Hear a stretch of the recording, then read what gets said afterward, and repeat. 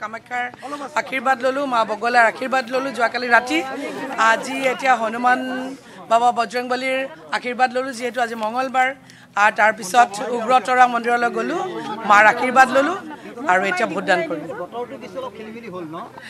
কিন্তু এনেকুৱা বতৰটো আসলে ৰ'দ দিয়াতকৈ বেছি ভালেই লাগিব কিন্তু আশা কৰিম যে আৰু ইয়াতকৈ যাতে বেছি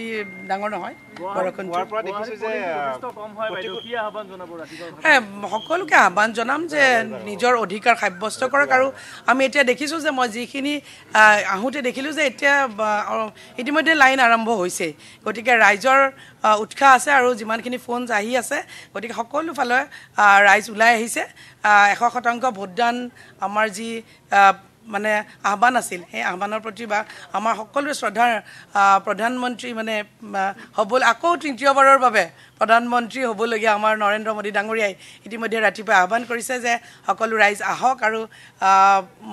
100% ভোটদান কৰক গতিকে সকলো ৰাইজৰ সহাৰি আছে আৰু ৰাইজ ওলাই আহিব আৰু ইতিমধ্যে ওলাই আহিছে নিজে ভোটদান কৰিবলৈ ওলাই আহিছে প্ৰথম নিজৰ ভোটটো দিবলৈ ওলাই আহিছে